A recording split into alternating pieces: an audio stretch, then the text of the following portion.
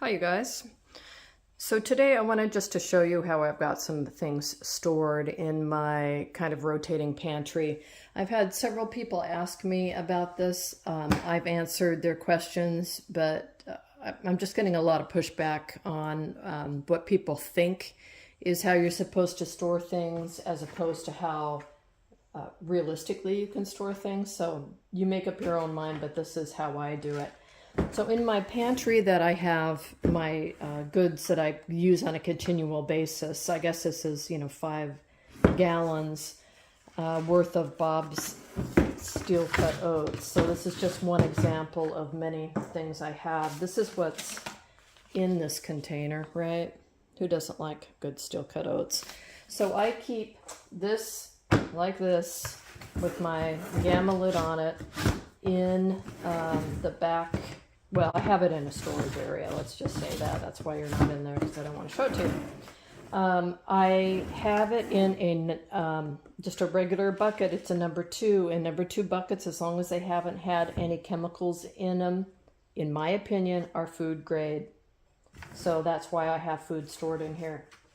Sometimes I keep it in a bag in here. Sometimes I don't. But for this use, I just poured 25 pounds or whatever of steel cut oats in here. So I have it labeled. I actually poured this in 2022. It's still fine. It's August of 2024. I have the instructions in here. 1 cup oats to 3 cups water. And then I can take off the lid. Usually I'll have the packet if it's small enough, or I'll just cut out the appropriate areas like the calories, how to make the servings, etc. So I pop that off. And also generally I have a 1 cup measure in there. These are, old jam jars. These are the kind you used to make jam in, and then you'd put wax in the top. And since we don't really can like that anymore, most people don't anymore, these glasses are too cute to throw away. So this is what I use it for. So I would go into my storage area. I would open this up and I would decide I want 2 cups. I bring in a container, 2 cups, 1 cup, 2 cups. I would put this back in. I would put this back in. I would roll this back on, make sure it's seated and closed.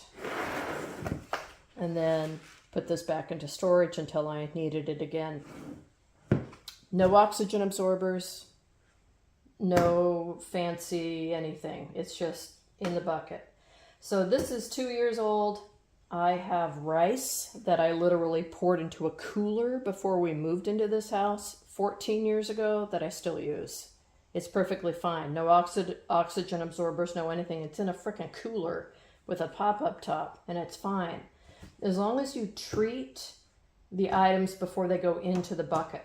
And what do I mean by that? So have you ever opened up flour or looked at flour and there's a whole bunch of weevils in there? That's because you didn't treat the flour before it went in there. Really, we need to freeze it before we put it into any kind of a container, and I did a video on that. You freeze it, you warm it so there's no condensation in it, and then you can put it into a container. Remember, the bugs are in the fields. So when the big machines come by and get the weed off the chaff, it's not sorting out bugs. They're in there. So when you get the bag, it usually hasn't been super cooled or super heated enough to kill those bugs. So you take that bag, you put it into storage, and then the little bugs start coming back alive, and then that's how the weevils get in there. They don't get in there. They were always in there.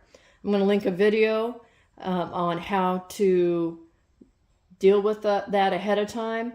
And yeah, so this is how I store my food. Get rid of the weevils or bugs or whatever ahead of time. I just store it like this. If I was going to store for 25 years or longer, of course I would use oxygen absorbers, number 10-pound cans, all that stuff. But if I'm going to use it within 5 or 8 years or even 13 like my rice, I just do it like this. But, give it a try. You do you, I'll do me. But anyway, this is how I do that. So let me know if you have any questions. Thanks for watching, and I'm going to make some steel cut oats.